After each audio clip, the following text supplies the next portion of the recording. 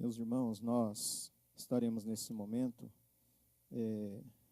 fazendo a leitura de um texto da Palavra de Deus que se encontra em Eclesiastes, capítulo de número 12. Eclesiastes, capítulo de número 12.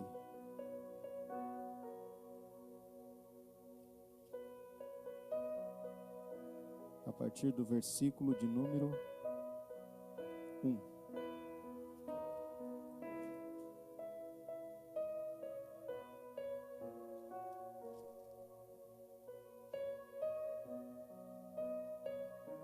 Eclesiastes, capítulo de número 12, a partir do versículo de número 1. Eu vou fazer a leitura numa tradução um pouco diferente da que você pode estar aí acompanhando. Também peço que aqueles que estão conosco online, que deem um toque se caso houver alguma dificuldade com o som, que nós estamos fazendo alguns ajustes para melhorá-lo. Então dá um alô para a gente, nós estaremos fazendo isso. A tradução que eu vou usar é a tradução Viva, capítulo 12, a partir do versículo de número 1. Acompanhe que vai ficar bem mais esclarecedor. Não deixe o entusiasmo da mocidade fazer com que você esqueça o seu Criador. Honre a Deus enquanto você é jovem. Antes que os dias maus cheguem, quando você não vai mais ter a alegria de viver. Quando seus olhos estiverem tão fracos que não poderão perceber a luz do sol, da lua e das estrelas. Vai ser tarde demais para uma vida ativa de serviço e se lembrar de Deus.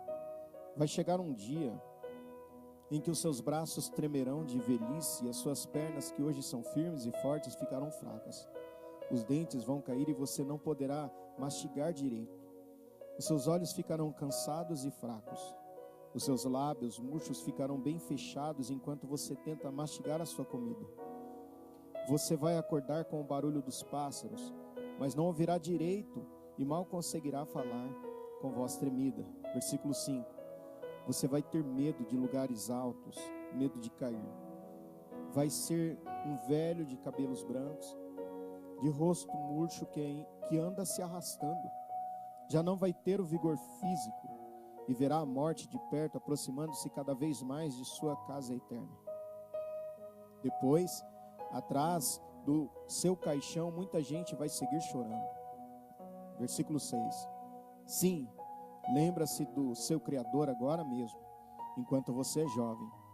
Antes que o fio de prata da vida seja cortado, antes que o copo de ouro se quebre, antes que o vaso se quebre junto à fonte e a roda se parta junto ao poço. Versículo 7. Antes que o pó volte à terra de onde veio e o espírito volte a Deus que o deu. Versículo 8. Tudo é uma ilusão, diz o professor, uma grande tolice. A sua Bíblia diz assim no versículo de número 8. Eu vou fazer a leitura aqui. Se você estiver utilizando a Almeida Revista e Corrigida, está escrito assim: vaidade de vaidade, diz o pregador. Tudo é vaidade. Eu, de vez em quando, tenho a oportunidade de trazer à tona esse texto, e me lembro que uma vez pregando esse texto, pensando um pouquinho, a gente vem um pensamento, vem um sentimento na nossa cabeça, no nosso coração, mas que melancólico esse texto, né? Só que é verdade, né? É verdade. Mas quem fez a menção desse texto, escreveu esse texto, foi nada menos, nada mais que o Salomão. Um homem que viveu a sua vida desfrutando de tudo que era bom. Provou tudo o que um homem poderia provar com dinheiro e com riqueza. E nós não podemos deixar passar as fases da vida de Salomão. Então, quando ele escreve Cantares de Salomão, ele é um jovem. Então ele enaltece a beleza da mulher, a beleza da vida, a beleza das coisas, porque o jovem olha isso, não é? É o prazer, o hedonismo. Na meia-idade, ele escreve Provérbios. E em Provérbios ele já chama a atenção para a necessidade do homem olhar com mais cuidado para a vida. Talvez já ali um homem dos seus mais de 40 anos, já fazendo um retrospecto da sua vida e descobrindo que a vida é bela sim, mas que não é só bela, que ela tem outros probleminhas, né? Estamos amenizando os probleminhas, né? Então ele começa em Provérbios falando a respeito de como viver a vida com as leis de Deus aqui na terra. Mas Eclesiastes, dizem que ele escreve esse livro já na sua velhice. E agora, ainda mais no capítulo de número 12, que é a última vez que ele fala ali no livro, né? O capítulo 12 é o último capítulo. Ele termina, alguém pode olhar e falar assim: mas que tristeza de Salomão, como que pode um homem terminar o seu livro, a sua vida, escrevendo sobre isso? Irmãos, olha, é alguém que está se aproximando do final da vida. E no final da vida, se você fizer um paralelo com a vida do apóstolo Paulo, quando ele escreve a segunda carta a Timóteo, no capítulo de número 4, a sua última carta, ele faz também um retrospecto. E ele pede para que traga a ele os livros, os pergaminhos, a capa e uma pessoa. Então ele pede livro, os pergaminhos, né? Ele pede a capa para se esquentar e ele pede uma pessoa, João Marcos. E ele diz assim: olha, combati o bom combate, acabei a carreira, guardei a fé, desde agora está me reservada a coroa da justiça, a qual justo juiz me dará naquele dia, não somente a mim, mas a todos quantos amarem a sua vinda. E aí ele faz aqueles pedidos, 3 pedidos que eu acabei de falar. Eu estou fazendo isso para apenas construir um pensamento. E nós vamos falar um pouquinho melhor sobre isso. Mas no final da vida você não vê ninguém pedindo para trazer o carro, para trazer a casa, para trazer uma mala cheia de dinheiro, para trazer as riquezas que ele conseguiu construir. Não, você vai ver muitos casos, você aí que está me ouvindo, muitos casos de pessoas que estão chegando no final da vida e elas começam inclusive já a passar os seus bens para os filhos, porque ela não quer mais nada. Na verdade, ela não precisa de mais nada. E o pensamento que Salomão traz aqui, né, para nós nesse texto nos faz pensar em algumas coisas. E aí a gente pode pensar o seguinte, que não tem como a gente não falar, né, o que nós estamos vivendo. Mas depois que passar tudo isso, né, onde que Deus estará? Porque a questão é onde Deus está agora, não é? Onde Deus está. Há um pensamento, né, que tentar colocar em xeque-mate o caráter de Deus, se é que a gente pode falar em caráter de Deus. Quem somos nós para falarmos em caráter de Deus? Pó e barro, né, segundo a própria palavra nos diz. Mas aí vem o nosso pensamento: onde estará Deus? No mesmo lugar em que ele esteve antes de tudo isso. E onde que é esse lugar que Deus vai estar, e onde ele esteve e onde ele está? Num alto e sublime trono, porque ele não muda. O problema é que a gente pensa assim, ó, você já deve ter ouvido falar assim, que todos os caminhos levam a Deus. De fato, mas leva a Deus para fazer o que com ele? Ou o que vai acontecer com a gente? Já viu a pessoa falar assim, vai com Deus? Mas qual Deus que ela está falando, né? É o nosso Deus, o Senhor Todo-Poderoso, ou é o Deus dela, né? Nós estamos falando do Deus Todo-Poderoso. E onde ele estava? Há 2 meses, por exemplo, nós tínhamos essa congregação no domingo pela manhã, agora já no término da escola bíblica dominical, nós tínhamos essa igreja com várias pessoas. Os professores haviam acabado de dar aula na escola dominical, os jovens estavam se reunindo ali para o ensaio. Nós tínhamos aqui o momento em que eu, como pastor, estava fazendo a oração para encerrar. Isso há 2 meses. Hoje, passado esses 2 meses, o que nós temos é todo um trabalho e como pastor não está sendo fácil, não está sendo tão simples conduzir as coisas dessa forma, porque você tem que ter todo um cuidado, inclusive nas transmissões da igreja, limitando o número de pessoas, limitando o tempo, não permitindo o acesso de outras pessoas. Então é uma situação que você olha e você fala assim, há 2 meses a nossa vida parecia que era perfeitamente normal. Hoje a gente não sabe nem o que é mais normal.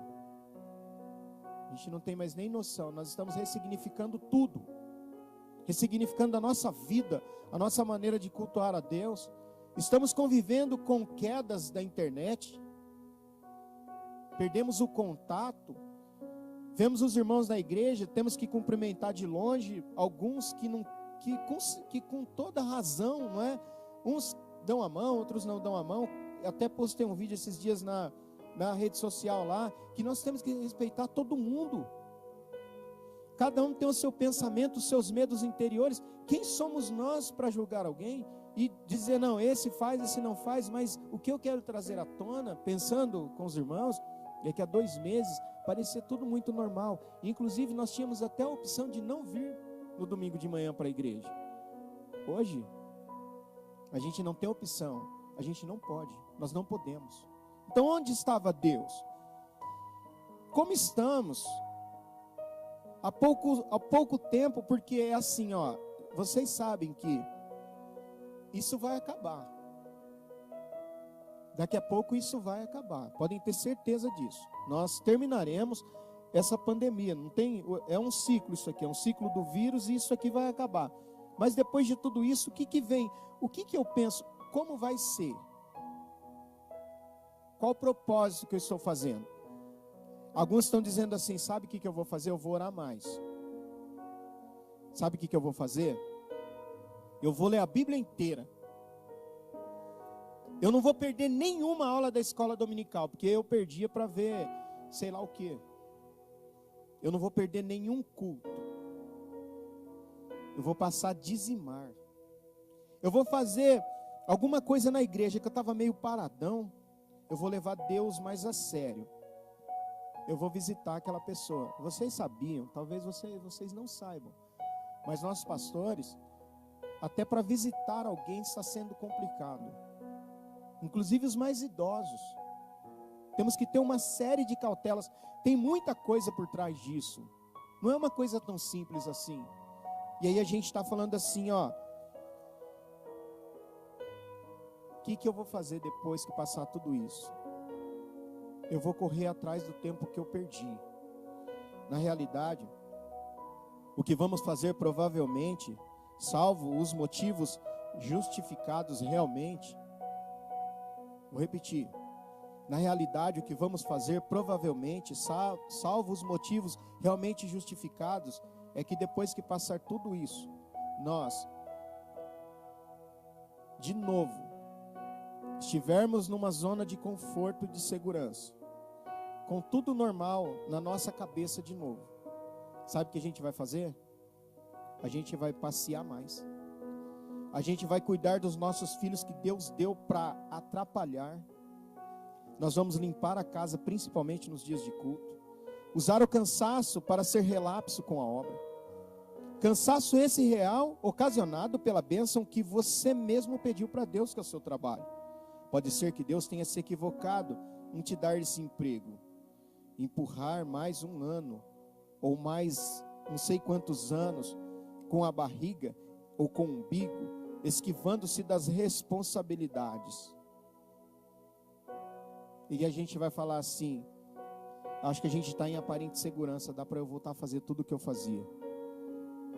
Mas pasmem vocês, que esse texto que eu fiz a leitura aqui, se você procurar, se você pensar um pouquinho bem, é um texto que a gente faz uma reflexão da nossa vida com Deus e o antes e o depois, porque aqui é um homem já sem muita expectativa de vida e sem esperança. Ele não tem muita coisa para fazer. O que ele está fazendo aqui em Eclesiastes é esperar a morte. Só que nós aqui estamos olhando esse texto por fora, ou de fora, e tendo a oportunidade de fazer tudo diferente. Irmãos, a Bíblia, ela é sábia. Um bom começo seria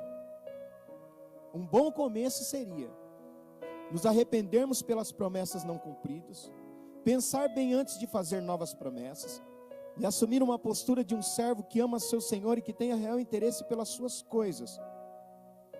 Mas a única coisa que vamos fazer realmente, sabe o que vai acontecer com a gente realmente depois disso tudo?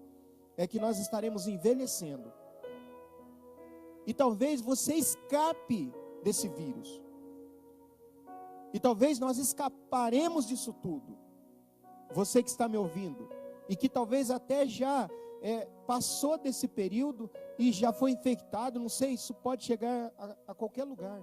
E você escapou disso tudo, mas o certo é que uma coisa está acontecendo conosco. Nós estamos envelhecendo. Aliás, nem isso é por nossa conta, disso nós não temos escapatória. E nós não temos muito o que fazer. Porque você e eu olhamos para o espelho e já não, eu nem tanto, né? Mas nós começamos já a achar uns fios de cabelos brancos na nossa cabeça. Mas já achei. Mas já, aliás, encontram pra gente, né, irmãos? Essa que é a verdade. Tem gente que fica olhando na cabeça da gente para achar fio de cabelo branco, né? Pois é. Feitas essas considerações, o que aprendemos com o velho e sábio Salomão? O que nós aprendemos com ele? Eclesiastes é uma discussão de uma vida sem Deus. Mas alguém pode dizer: ah, pastor, te peguei, porque eu já tenho Deus. E Deus já tem você? Ótimo, né? Você já tem Deus. Mas e Deus? Ele te possui? Ele é o nosso Deus? Relacionamento é uma via de mão dupla, onde amo e sou amado, e porque amo logo faço. Então nos vêm as perguntas: tenho Deus? Amo a Ele? Me relaciono com Ele? Me preocupo com as suas coisas? Irmãos, nós estamos vendo um monte de postagem no Facebook, você também, de pessoas dizendo assim: ó, como que vai ser o meu culto depois que eu voltar? Ou depois que voltar, estão dizendo que vão entrar correndo para a igreja, que vão entrar pulando na igreja. Eu acredito que muitos de nós não faremos isso. Mas se nós entrarmos na igreja e levarmos Ele mais a sério, já está bom demais.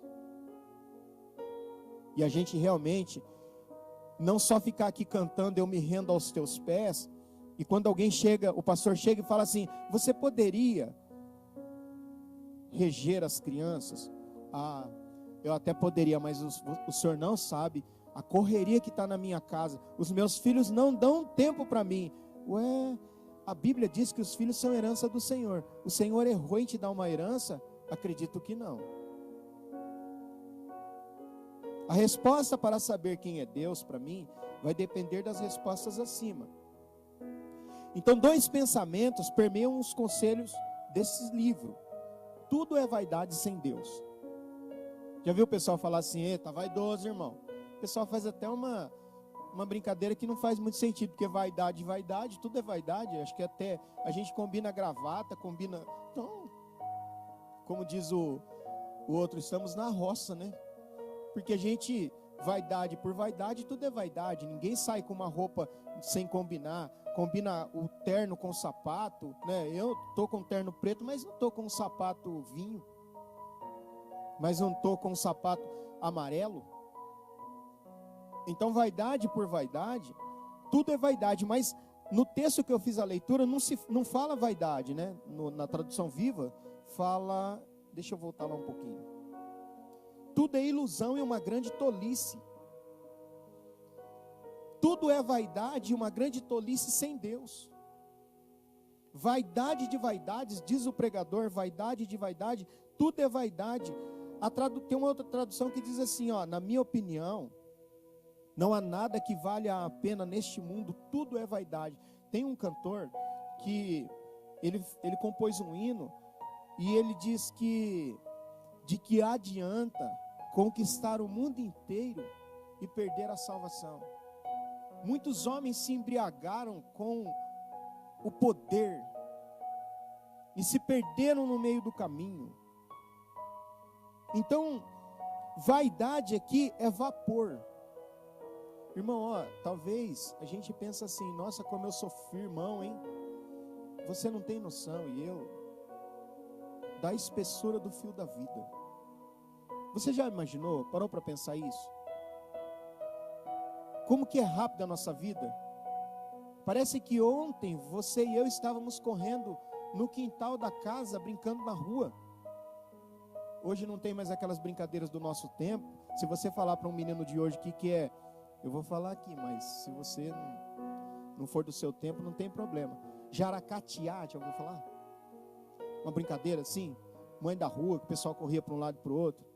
As crianças de hoje não sabem, eles sabem o que é Free Fire. E nós, em contrapartida, não sabemos o que é Free Fire. A gente não sabe nem jogar. Não parece que a nossa vida passou tão rápido? E hoje a gente já está aqui depois dos 40, não sei quantos anos você tem. E você já observou que depois que a gente vai perdendo o juízo e vamos envelhecendo, a gente começa a lembrar de coisas que aconteceram lá quando éramos criança, na nossa infância. Esse lapso de tempo que passou dos 10 anos até agora, parece que ele não existiu para nós. E a gente começa a falar: quando eu era pequeno, já conversou com gente idosa? Não é gente idosa, gente que gosta de lembrar das coisas do passado. E a pessoa olha: quando eu era pequeno, lá em não sei na onde, e lá, e a pessoa vai contando. A nossa vida é um fôlego. Sabe o que é um fôlego? É isso aqui, ó. Acabou. A vida é muito rápida. Daqui a pouco, o seu filho está falando com a voz grossa com você. Daqui a pouco você já será avó. A vida é muito rápida. Tudo é correr atrás do vento sem Deus.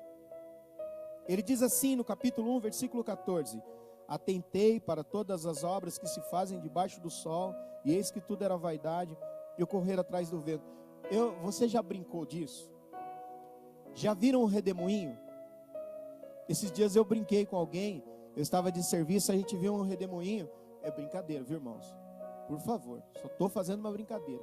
Mas quando a gente era criança, a gente falava assim: tem um saci lá dentro, e se você jogar a peneira, você pega aí. Coisa de moleque, coisa de criança. Aí a pessoa do meu lado falou assim: o quê? Que isso? Eu falei assim: era coisa que a gente ouvia da mãe, do pai, dos mais velhos, e a gente ficava a boca aberta assim, ó, pensando o que seria aquilo.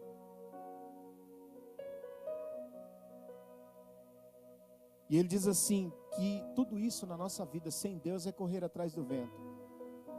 Irmão, a nossa correria não tem nada a ver com Deus, é nossa. Brincar de correr atrás do redemoinho, é isso a vida. Sem Deus, você pega o redemoinho? Fala para mim alguma vez. Nós já brincamos de correr atrás dele e entrar no meio dele, mas quando você tenta entrar no meio dele, ele foge de você. Não é que ele foge de você, é que ele tem o seu curso. Aí você corre para lá, corre para cá, tenta correr atrás do vento. É assim a vida sem Deus.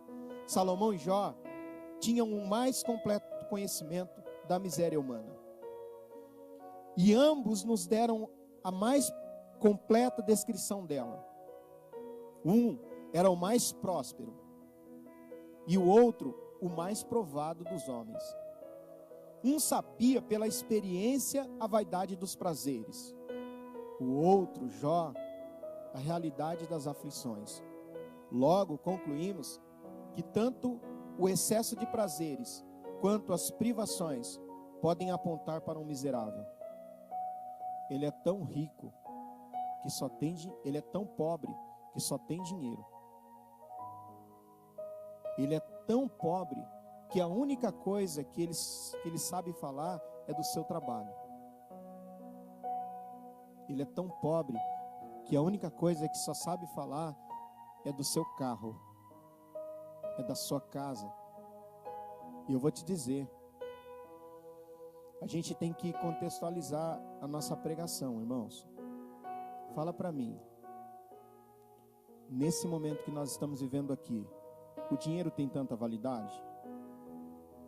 Porque o mesmo vírus que está atacando uma comunidade está entrando e pulando o muro de condomínios de 4, 5 metros de altura com concertina e tudo. Que valor que tem o dinheiro? Qual é o valor do dinheiro? A diferença está em que é melhor ser um miserável com Deus, entenda o miserável aqui, a ser um ostentador miserável sem Ele. Entenda o miserável, sentido da palavra miserável. Quer que eu esclareça? Pobres de espírito, humildes. Então, Salomão repensa tudo o que parece nos que tenta correr atrás, não mais do vento, mas do tempo perdido. Salomão repensa tudo. E parece-nos que tenta correr atrás, não mais do vento, mas do tempo perdido. Eu nunca mais vou me esquecer, nunca mais me esqueço, nunca mais. Eu me esqueço de um homem que disse com 60 anos para mim, e ele já partiu, ele está com o Senhor. Ele disse para mim assim, ó, e eu tinha tenho em grande apreço. E ele falou para mim assim: pastor, é o seguinte, agora eu vou correr atrás, rapaz. Eu vou fazer tudo aquilo. Eu falo isso, né, emocionado, porque eu conheci e não deu tempo. Ele falou só para mim que ele iria correr atrás do que ele não fez, e ia tentar fazer tudo diferente, mas ele não deu tempo. Ele contraiu uma enfermidade que em questão de dias, em questão de horas, jogou ele dentro de uma UTI entubado, e ele partiu para a eternidade. E eu sei que ele disse para mim que ele ia tentar fazer as coisas tudo diferente, que ele ia correr atrás e ia fazer, pastor, eu vou fazer tudo diferente, mas não deu tempo. Você já parou para pensar um pouquinho que pode ser que não dê tempo?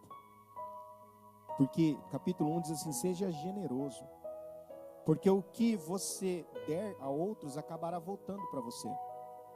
Divida o que você tem com outras muitas pessoas, porque no futuro talvez você também precise de ajuda.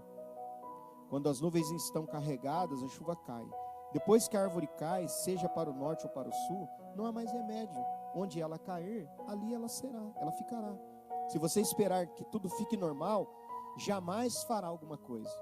Ah, pastor, vou esperar que tudo volte ao normal, vou fazer. Não, é agora.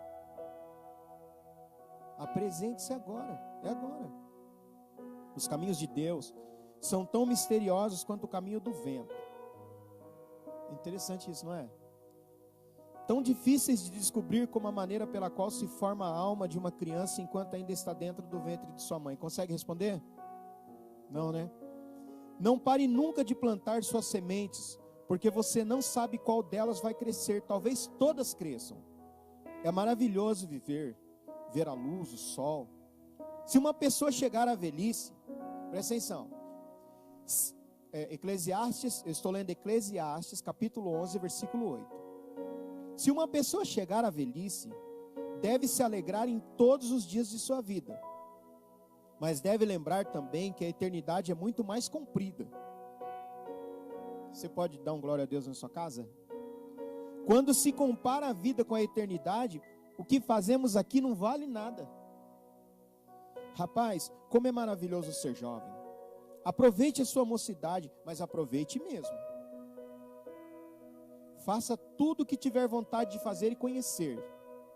Experimente tudo, mas lembre de uma coisa. Do que eu devo se lembrar enquanto jovem? Você vai ter que dar conta a Deus de tudo que você fez. Parece legal, né? Esse conselho, né? Faz mesmo. Tudo que você tem vontade de fazer, mas lembre-se de... Vocês sabiam que o mais, ele tem uma capacidade de anular aquilo que você falou antes. Você fala assim, o fulano é boa gente, mas... Você vai falar uma coisa ruim, então você anulou o bom. Ó, fulano, esse precisa de ver, ele trabalha muito bem, mas é demorado, hein, para entregar. Então é melhor não contratá-lo. Não é isso? É isso que Deus está dizendo aqui, mas você vai ter que dar conta a Deus de tudo que fez. Eclesiastes 11:10. Deixe de lado a dor e a tristeza, Mas lembre-se de que o jovem, com toda a vida pela frente, comete muitos erros graves. Lança, esse texto que eu li começa assim, lança o teu pão sobre as águas. Lançar o pão, a semente sobre as águas é entendido como uma maneira que Israel utilizava para semear a semente nas cheias do Nilo. Os egípcios, eles tinham isso, eles faziam assim, jogavam a semente no rio Nilo, quando ele estava na cheia. Você aprendeu isso na escola, né? Nós aprendemos isso lá na escola, faz muito tempo, né? Foi um tempinho. E aí os egípcios lançavam a semente no Nilo, e quando as águas do Nilo baixavam, a semente plantava sozinha ali no solo. E aí elas nasciam naquele campo que era todo regado com água. Acho que, não sei se vocês, nós moramos numa região que plantava arroz. Arroz é assim, eles alagam tudo aquilo lá.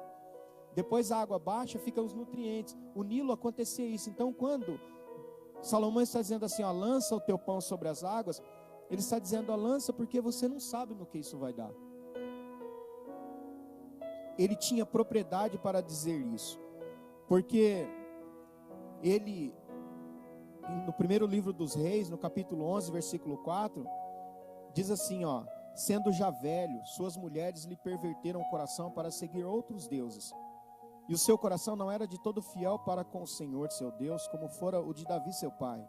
Salomão seguiu a Astarote, deusa dos Sidônios, a Milcom, abominação dos Amonitas. Assim fez Salomão o que era mal perante o Senhor, e não perseverou em seguir ao Senhor como Davi seu pai. Você acha que nós estamos falando de qualquer pessoa? Nós estamos falando de um homem que sofreu na pele as dores do que é esquecer-se de Deus. Irmãos, olha, errar 2 vezes diz que é o quê? Não precisa falar. Quem insiste em errar, é isso que você está pensando. Se nós estamos olhando aqui a palavra nessa manhã e temos a oportunidade de aprender com Salomão isso, nós temos a oportunidade de aprender com Salomão isso, então nós precisamos aprender com Salomão isso. Nesse ponto de sua vida, velho, ele concluiu, lembra do teu Criador. Irmãos, dificilmente alguém quer ficar velho. Eu assim, faz um quiz amanhã lá no seu trabalho, não sei. Eu pergunto, você tem vontade de envelhecer? As pessoas nem precisam sair perguntando muito, é só você olhar no cabelo dela. Se ela pintou é porque ela não quer envelhecer. Concorda comigo? Porque isso é nosso. É natural. Outro dia um companheiro falou assim que o pastor perguntou assim, quem quer ir para o céu? Aí os irmãos levantaram a mão. Quase que a igreja inteira. Aí ele falou assim, quem quer ir para o céu agora? Um monte de gente não levantou mais a mão. Por quê? Porque nós queremos o céu, mas nós queremos aqui também. A mãe olha para o seu filho pequenininho e fala assim, não, mas se eu for, o que vai acontecer com ele? O pai olha para o seu trabalho, olha para a sua casa que está reformando. O jovem doido para namorar, não vê a hora de arrumar uma menina. Fala assim, mas ir para o céu agora sem ninguém? Nunca. Acho que é melhor não ir agora não. Mas o texto aqui está dizendo assim, lembra de Deus, não é amanhã. Lembra dele agora. E lembrar significa recordar, trazer à mente, ser trazido à lembrança, registrar, fazer um memorial, fazer lembrança. Não deixe que esse entusiasmo da mocidade faça com que você esqueça do Senhor. Todas essas advertências servem para mostrar o que vale a pena. O que vale a pena na nossa vida? Vamos lá? Eclesiastes 12, 13 e 14. De tudo o que se tem ouvido, a suma é: teme a Deus e guarda os seus mandamentos, porque isso é o dever de todo homem. Porque Deus há de trazer a juízo todas as obras, até as que estão escondidas, sejam boas, quer sejam más. Ficou claro aqui para nós? De tudo que nós pensamos, o que vai acontecer depois dessa pandemia? Onde vai estar Deus? Você se lembra onde eu falei, onde o texto, a Bíblia fala que Deus vai estar? Num alto e sublime. Irmão, às vezes nós estamos pensando, sabe o que está acontecendo? Às vezes a gente está pensando assim, que Deus está colocando a mão na testa e falando assim, ó, o que eu vou fazer com essa pandemia agora? Me pegou de surpresa. Você acha isso? O Deus de todo o universo, que criou todas as coisas, está embranquecendo o seu cabelo com tudo isso? Irmãos, Deus é onipotente, é onipresente e é onisciente, e Ele não perde o controle de nada. Você acredita nisso? Deus não perde e nunca perderá o controle de nada. Eu falei aqui na quarta-feira e parece que é isso que a gente poderia pensar um pouco. Falei aqui e vou repetir. A gente coloca o nosso filho no banco do pensamento quando ele faz arte. Antigamente era couro mesmo. Era vara de mimo. Aquela espada. Nomeada sei lá o que, né? Você já sabe, né? Já tomou, né? Já sabe. Hoje coloca o mundo inteiro no banco. Nós colocamos hoje os filhos no banco do pensamento. Parece que Deus colocou o mundo no banco do pensamento. Para a gente repensar a nossa vida e verificar o seguinte: de tudo que se tem ouvido teme a Deus. Então o que eu espero depois disso tudo? O que nós esperamos? Que eu tenha Deus e que Deus me tenha. Não é, escuta aqui, eu não estou falando aquela conversa que o pessoal fala assim, que Deus o tenha, né? Quando parte para a eternidade, não é isso que eu estou dizendo. Também, né? Mas eu estou dizendo assim, o que eu espero, o que nós esperamos depois de tudo isso.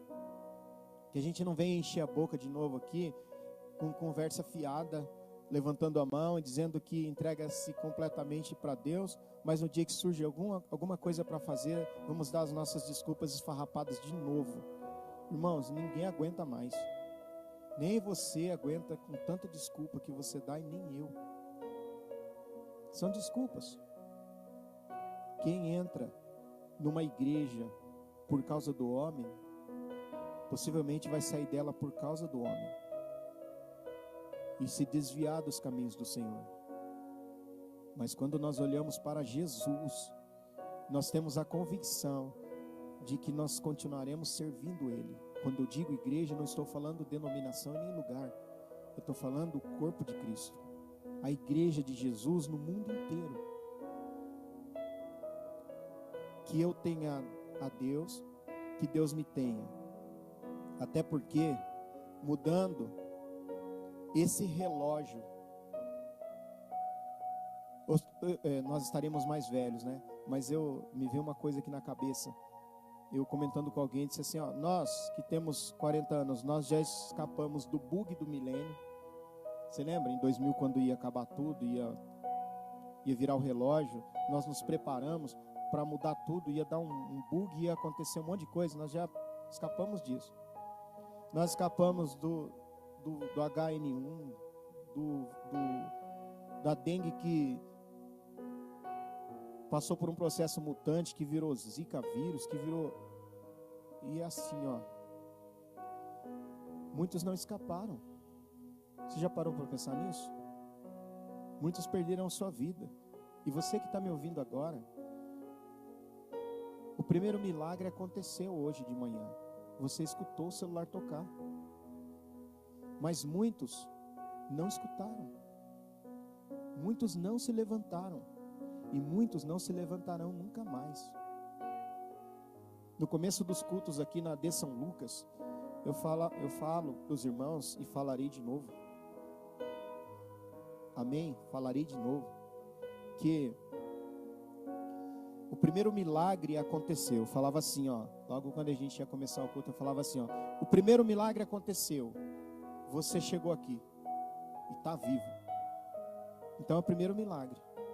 Nós estamos vivos. Então eu quero dizer para você que você já é um milagre. Ah, pastor, mas eu estou esperando acontecer um milagre. Já aconteceu, você está aí. Você está vivo, está me escutando. Você vai poder ver seus filhos ou não. O Senhor sabe de todas as coisas.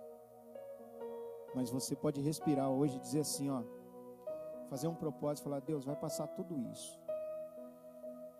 Mas eu preciso lembrar do Senhor. E lembrar não é só trazer a memória e falar assim, ah, é meu Deus. Não, é fazer. Transformar em atitude. Quem ama, cuida. Quem ama, faz. Lembra da nossa frase de efeito da igreja? AD São Lucas. Amar e cuidar. Essa é a nossa missão. E alguém pode perguntar assim, mas não teria que ser assim, ó. Vamos corrigir no português, né? AD São Lucas. Amar e cuidar. Essas são as nossas missões. Porque amar e cuidar, sabe por que não é? Tem um porquê. Porque amar e cuidar é uma ligação, é junto. Quem ama, cuida. Quem cuida é porque ama. Então não são duas ações, é uma ação apenas. Amar, então se eu amo a Deus, entenda o que eu vou dizer. Se eu amo a Deus, eu cuido da reputação dele. E como que eu cuido da reputação dele? É fazendo tudo para agradá-lo. E eu vou te dizer uma coisa, se Deus quiser, dentro de poucos dias, nós estaremos com todo o sistema funcionando de transmissão na nossa igreja, e eu penso que para Deus é o melhor, o excepcional é para Deus, aquilo que é de melhor nosso é para Deus. Nós não encaixamos Deus no nosso programa de final de semana. Deus é a nossa essência. Então, para resumir essa pregação, o que eu faço então? Tenha Deus. E que Deus te tenha. Vamos orar agradecendo a Deus. Deus abençoe aqueles que permaneceram conosco. Essa é a palavra de hoje para as nossas vidas. E se Deus quiser, nós vamos orar essa semana, continuarmos orando, para que nós tenhamos boas notícias essa semana, amém? E assim, ó, deixa eu até molhar um pouquinho.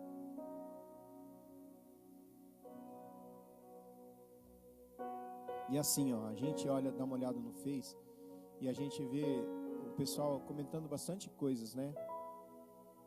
E a gente nós não vamos cancelar, né, o Face e ficar louco, sei lá. Mas, ó, presta atenção numa coisa. Antes, isso é um conselho que eu estou dando para a igreja AD São Lucas, tá? Porque cada um tem a sua cabeça, mas como pastor eu preciso falar isso. Antes de teclar qualquer coisa num comentário que foi feito, pense bem e faça a seguinte pergunta: o que Jesus faria aqui? Porque uma coisa nós temos certeza, é que depois disso tudo, ainda assim nós teremos pessoas com muitos inimigos, por terem postado coisas indevidas e falado coisas que nunca mais voltarão atrás. Nunca mais recuperarão. E a amizade não tem mais como recuperar. Então o pensamento é: o que Jesus comentaria aqui? Empatia é nos colocar no lugar do outro. E se um não cumprimenta, um não sai, o outro tem medo, a nossa função como cristão é fazer aquilo que Jesus faria. Então eu acho que um monte de coisa não estaria escrito na rede social, se nós fizéssemos essa pergunta. Então é um conselho para a amada AD São Lucas, porque tudo isso tem mostrado também o nosso lado oculto, maligno, de descarregar nossa ira em cima do diferente. Jesus não faria isso. Que Deus nos ajude, que nós todos tenhamos um excelente domingo. Vou fazer uma oração e nós estaremos encerrando essa live nessa manhã. E que Deus nos ajude, que na semana que vem nós já estejamos com algumas limitações, mas funcionando. Pai, em nome de Jesus, nós agradecemos ao Senhor por esse dia, pela vida de todos os nossos irmãos e irmãs que participaram conosco dessa live, desse culto. Pai, continua abençoando a congregação, abençoando a vida de toda a igreja, sustentando debaixo das potentes mãos do Senhor. Guarda, meu Deus, todo o campo de Marília, a pessoa do nosso pastor, presidente, pastor Elande. Sustenta, meu Deus, Todo-Poderoso, todas as igrejas. Coloca as mãos do Senhor sobre a vida das autoridades, para que eles possam repensar, meu Deus, com clareza, olhando, meu Deus, para todos os possíveis, Pai. Que o comércio, meu Deus, não sofra mais. Meu Deus, estende as mãos poderosas do Senhor, e que em meio a tudo isso possamos facilitar o agir do Senhor na nossa vida, nos entregando e nos rendendo completamente ao Senhor. Pai, nós te pedimos, em nome de Jesus, que tenhamos uma semana de vitória e de notícias boas, Pai. Que sejamos portadores de boas novas, em nome de Jesus. Amém. Que o amor de Deus, a graça de nosso Senhor e Salvador Jesus Cristo, a comunhão e a consolação do amado e querido Espírito Santo seja com todos, e todos digam amém. AD São Lucas, amar e cuidar, essa é a nossa missão.